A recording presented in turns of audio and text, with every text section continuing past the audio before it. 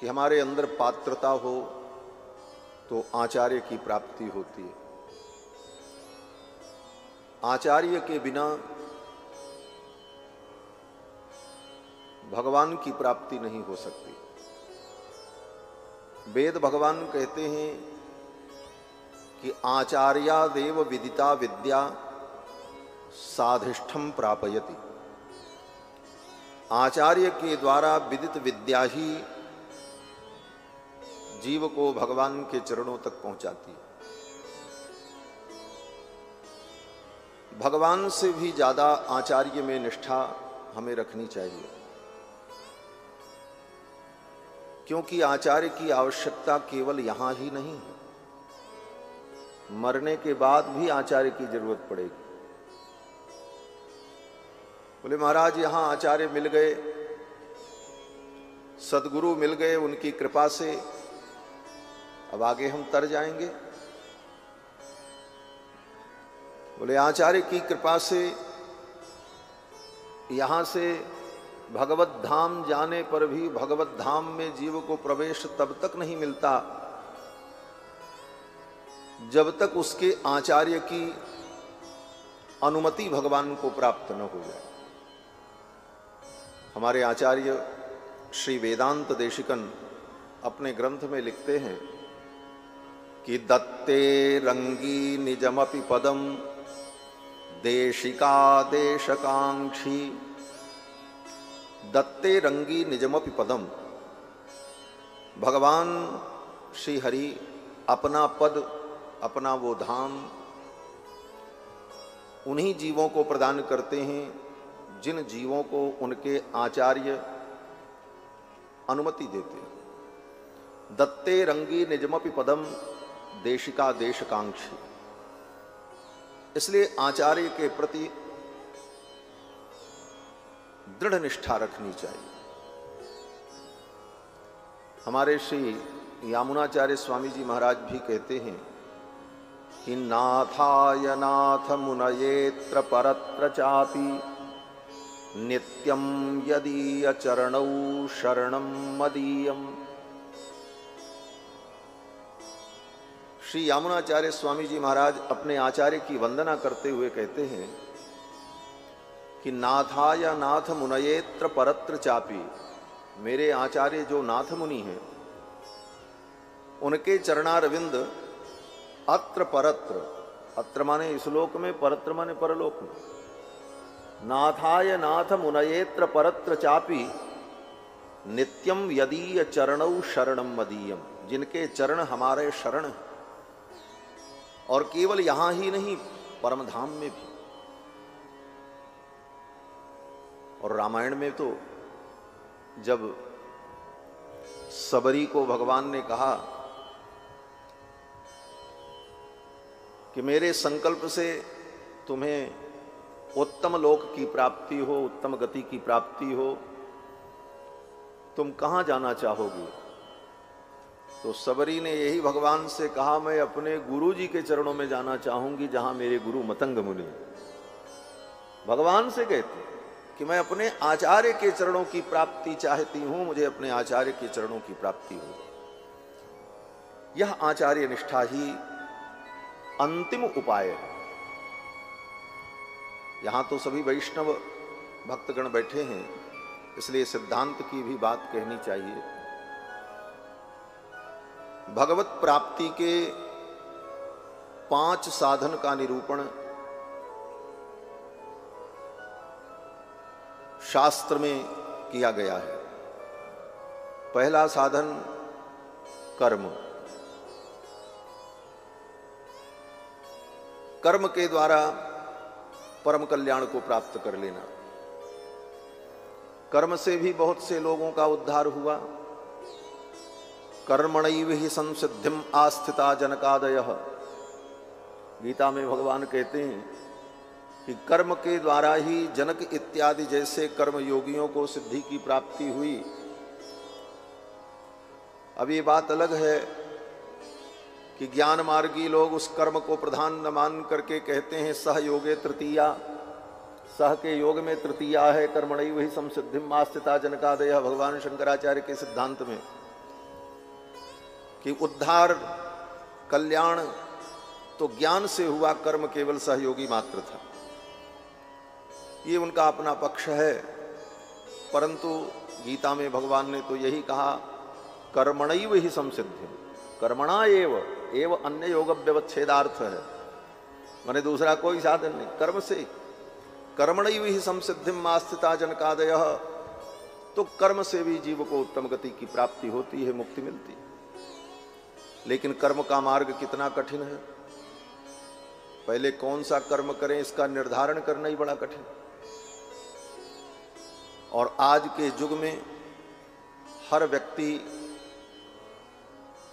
कर्म भ्रष्ट हो चुका है, इसलिए कर्म से किसी का कल्याण हो जाएगा ये बड़ा कठिन है। कर्म क्या है, बोले अपने अपने वर्ण के अनुकूल, अपने अपने आश्रम के अनुकूल अपने स्वधर्म का निष्काम भाव से पालन करना, इसी का नाम कर्मयोग है। आज न कोई वर्ण धर्म का पालन करता है, न आश्रम के धर्म का पालन करता है, आश्रम भी मनमुखी हो गए, केवल आश्रम के चिन्ह बचे हैं, आश्रम का धर्म नहीं बचा। आज गृहस्थ आश्रम है, लेकिन गृहस्थ का धर्म कहां है? कोई गृहस्थ बतावे कि हम गृहस्थ हैं। गृहस्थ का क्या धर्म तुम पालन करते हो? खाना कमाना, पुत्रादि संतान को उत्पन्न करने ला, ये गृहस्थ का धर्म है। गृहस्थ का जो धर्म है, आवसत्याधानम दार काले दायद्य काले वा, वेद भगवान जो कहते हैं कि विवाह के पश्चात आवसत्याधान आदि कर्म करते हुए, पंच महायज्ञ करते हुए, प्रातः काल सायंकाल नित्य अग्निहोत्र करते हुए, हर प्रतिपदा को महीने में 2 बार दर्श और पौर्णमास नाम का यज्ञ करते हुए, अयन के परिवर्तन होने पर पशुबंध करते हुए, और वर्ष में 1 बार चातुर्मास से यज्ञ करते हुए, इस प्रकार उन समस्त शास्त्रों के विधान को, कर्म को अपने जीवन में करते रहना, ये गृहस्थ धर्म है। शास्त्र में यहां तक लिखा है कि विवाह के पश्चात व्यक्ति गृहस्थ धर्म का अनुष्ठान न करे उन कर्मों को, तो वह अपनी पत्नी के साथ रहता है, वह भी व्यभिचार ही कर रहा है, यहां तक शास्त्र ने कहा। तो ऐसी स्थिति में न गृहस्थ कर्म का पालन कर पा रहा।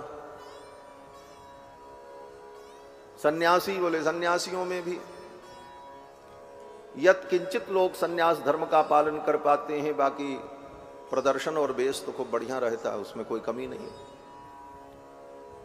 ऐसी स्थिति में ब्रह्मचर्य, गृहस्थ, वानप्रस्थ, सन्यास, चारों आश्रम कर्मानुष्ठान से रहित होकर केवल लिंग मात्र, लिंग माने चिन्ह, तत्त आश्रमों के चिन्ह को धारण करके केवल जी रहे हैं। ऐसी स्थिति में कर्म मार्ग से किसी का कल्याण हो, ये तो बड़ा असंभव सा प्रतीत होता है। और कर्म की गति इतनी विलक्षण है, एक कर्म बिगड़ जाए तो उसे ठीक करने के लिए नए 4 कर्म करने पड़ते हैं। उन 4 में एक बिगड़े तो फिर पहले उसको ठीक करो, तब आगे वाला ठीक हो। एक के बाद एक कर्म करते करते व्यक्ति थक जाए, और थोड़ी सी चूक हो जाए तो सब करने के बाद भी पतन तय है। प्रताप भानु राजा ने कोई कर्म बाकी रखा था। रामायण में प्रताप भानु राजा की कथा है कि जहां लगी कहे पुराण श्रुति, एक एक सब जाग। जहां तक पुराण और श्रुति ने एक एक यज्ञ और एक एक कर्म का विधान कहा, जो अभी मैं बता रहा था गृहस्थ के लिए क्या क्या करना चाहिए। जहां लगी कहे पुराण श्रुति, एक एक सब जाग। 12 सहस्त्र सहस्त्र नृप किए सहित अनुराग। अनुराग से किया, उदारता पूर्वक किया, हृदय में कोई फल का अनुसंधान भी नहीं था, निष्काम भाव से किया। हृदय न कछु फल अनुसंधाना, परम विवेकी भूप सुजाना। वासुदेव अर्पित नृप ज्ञानी, इतना ज्ञानी था, भगवान वासुदेव को सब अर्पित कर चुका। लेकिन सब कुछ अर्पण करने के बाद निष्ठा कर्म की ही थी कि कर्म से हमारी सद्गति हो, और थोड़ी सी चूक हो गई, पूरे परिवार के सहित राक्षस बनना पड़ा। इतना बड़ा घोर पतन। तो कर्म मार्ग से जीव को परम गति मिले बड़ा कठिन। दूसरा मार्ग ज्ञान मार्ग। बोले ज्ञान मार्ग में भी कहा गया, ज्ञान की अग्नि में अपने समस्त पूर्वकृत कर्मों को दग्ध कर दो। ज्ञानाग्नि दग्ध कर्माण। ज्ञान की अग्नि में सारे कर्म हमारे भस्म हो जाएं, पाप पुण्य आदि, पाप भी और पुण्य भी दोनों। ये ज्ञान की अग्नि उत्पन्न कैसे होगी? तो कहा कि भाई कर्मानुष्ठान जब निष्काम भाव से करते रहोगे, जब तुम्हारा अंतःकरण शुद्ध हो जाएगा तब ज्ञान की उत्पत्ति होगी। फिर वही आकर के गोटी फंस गई, कर्मानुष्ठान विधि पूर्वक हो तब ज्ञानोत्पत्ति हो, अन्यथा ज्ञान भी न हो। और अगर हो ही गया ज्ञान तो फिर एक तीसरी समस्या खड़ी। बोले ज्ञान तो होगा बाद में, लेकिन ज्ञान का अभिमान पहले ही हो जाता है। और ज्ञान का अभिमान हो गया तो उसका भी पतन हो जाता है। वेद जब भगवान की स्तुति करते हैं तो कहते हैं कि जे ज्ञान मान विमत्त तव भव हरणि भक्ति न आदरी, ते पाई सुर दुर्लभ पदादपि परत हम देखत हरि। वेदों ने कहा, जे ज्ञान मान विमत्त तव भव हरणि भक्ति न आदरी, ते पाई सुर दुर्लभ पदादपि। बड़े सुर दुर्लभ पद को पाने के बाद भी उनका पतन हो जाता है। ज्ञान मार्ग भी क्या है? बोले ज्ञान के पंथ कृपाण की धार। तलवार की धार पर जैसे चलना कठिन है, ऐसे ही ज्ञान मार्ग पर चलना कठिन है। तब तीसरा मार्ग कहा, भक्ति के मार्ग में लगो। भक्ति के मार्ग में लगो। कहते भक्ति क्या है? बोले श्रवणम कीर्तनम विष्णु स्मरणम पाद सेवनम। इन साधन भक्ति के द्वारा आत्मकल्याण करो। कहते ये भक्ति भी सबके लिए नहीं है। श्रवण भक्ति तो है, सब लोग करें, लेकिन श्रवण भक्ति कौन करेगा? कान का बहरा व्यक्ति श्रवण भक्ति क्या कर पाएगा? जन्मजात बधिर हो वो श्रवण भक्ति कैसे करेगा?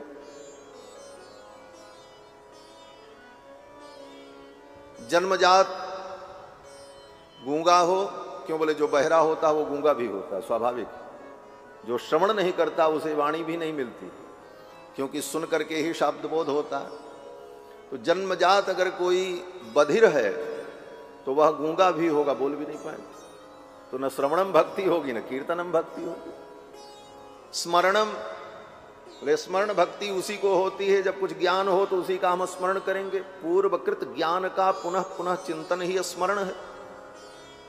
जो ज्ञान हमें पहले प्राप्त हो चुका है, जो हम जानते हैं जिन चीजों को, उन्हीं को जब पुनः अपने चित्त में अनुभव करते हैं उसी का नाम स्मरण होता है। पूर्व ज्ञान की ही स्मृति होती है। तो जब पूर्व ज्ञान ही नहीं रहेगा तो स्मृति भी नहीं होती, स्मरणम। और बाकी जितनी भक्तियां हैं बोले सब फिर बाधित हो जाएंगे। ऐसी स्थिति में भक्ति मार्ग भी बड़ा कठिन है।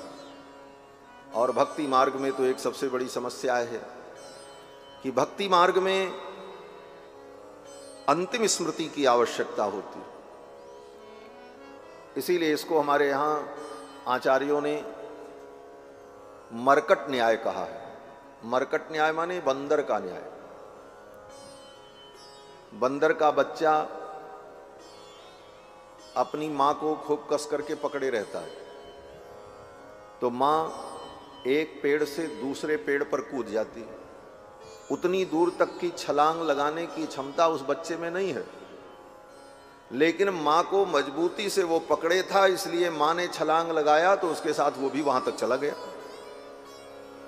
उसी प्रकार इस जीवात्मा के अंदर इतनी बड़ी छलांग लगाने की शक्ति नहीं है कि वो यहां छलांग लगावे सीधे बैकुंठ पहुंच जाए, मुक्त हो जाए। बोले तब, बोले भगवान को पकड़े रहे। ये मरकट न्याय है, इसी का नाम भक्ति है। भगवान को पकड़े हैं मजबूती से तो ठाकुर तुम्हें वैकुंठ पहुंचा दे। लेकिन अब इसमें मजबूरी ये है, बोले पकड़ने वाले की जिम्मेदारी। अगर बच्चे ने ठीक से नहीं पकड़ा है, उसका हाथ ढीला है, तो मां तो छलांग लगाएगी, वो दूसरी डाली पर चली जाएगी, बच्चा गिर जाएगा रास्ते में। भक्ति में जीव भगवान को पकड़ता है, और जब जीव भगवान को पकड़ता है तो पकड़ने की जिम्मेदारी उसकी है कि वो ठीक से पकड़ा कि नहीं पकड़ा। चूक गया तो वो जाने, भगवान की जिम्मेदारी नहीं बनती। भक्ति मार्ग में यही है, मरकट न्याय। और जीवन पर्यंत भगवान का इतना स्मरण करे कि जब मरने का समय आए तो उस समय भगवान की ही स्मृति हो, तब भक्ति सफल होती। और मरते समय भगवान का स्मरण नहीं हुआ तो जीवन भर की गई भक्ति तुम्हारी धरी रही। फिर संसार में जन्म होगा, फिर वो पिछले संस्कार की प्रेरणा से आप सन्मार्ग में लगेंगे, लेकिन इसी जन्म में कल्याण हो जाए इसकी गारंटी है। उदाहरण श्री भरत जी का चरित्र। भरत जी भगवान का भजन करते थे और एक हिरण के बच्चे में उनको मोह हो गया, और परिणाम क्या हुआ, बोले मरते समय उस हिरण के बच्चे का स्मरण हुआ, अगले जन्म में हिरण बन गए। कहां, बोले मुक्तिनाथ क्षेत्र में। सब कुछ छोड़कर आए थे तप करने, और हिरण के बच्चे में मोह हो गया, परिणाम अगले जन्म में उन्हें हिरण बनना पड़ा। फिर हिरण बनने के बाद फिर मानव जीवन मिला, फिर साधना की, तब जाकर के परम गति। तो भक्ति में भी समस्या। तीसरी भक्ति कर्म ज्ञान भक्ति। चौथा साधन प्रपत्ति शरणागति, जिसकी चर्चा कल कथा में मैंने की थी कि वाल्मीकि रामायण में पग पग पर शरणागति का वर्णन है। ये शरणागति चतुर्थ साधन है, ये भक्ति से ऊपर है।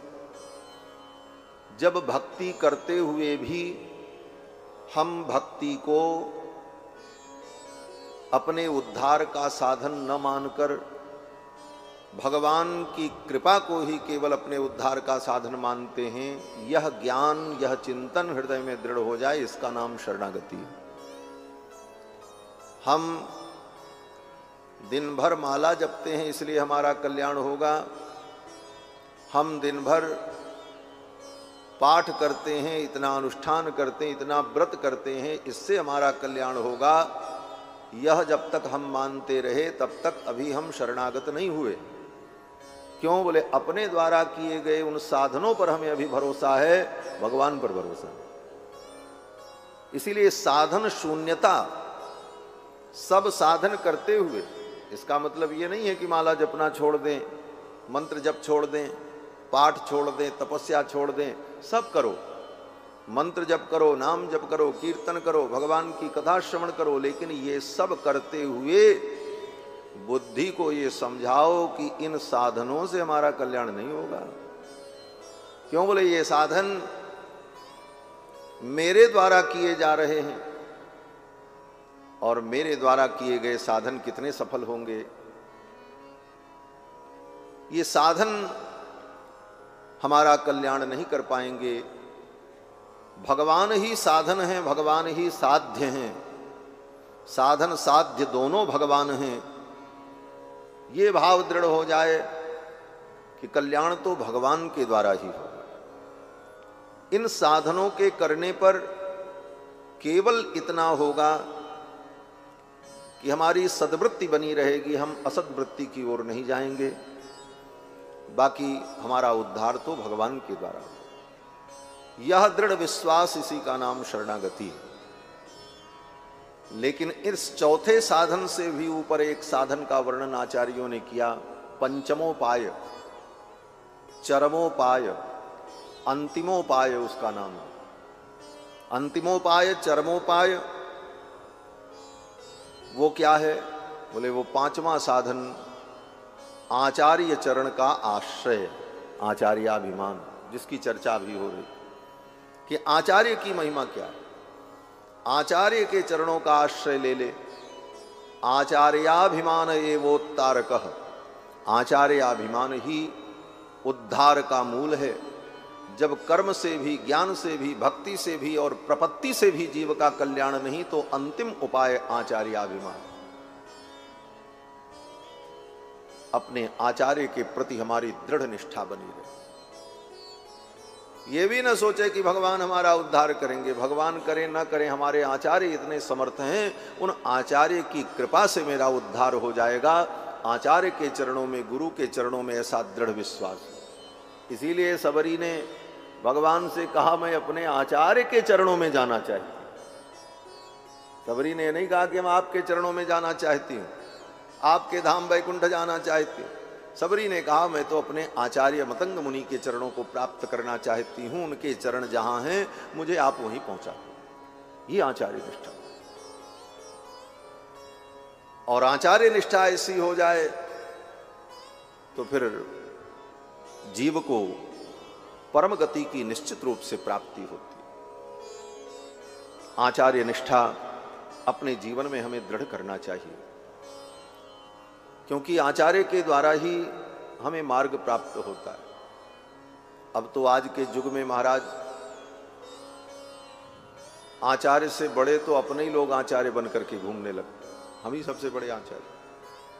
पूर्वाचार्य के सिद्धांत को त्याग कर, छोड़कर अपने स्वाभिमान के लिए, अपनी पुष्टि के लिए आचार्यों के मत का भी तिरस्कार कर देते। ऐसे लोगों की क्या गति होगी। इसलिए आचार्य निष्ठा जीवन में दृढ़ रखनी चाहिए। आचार्यादेव विदिता विद्या साधिष्ठम प्रापयति।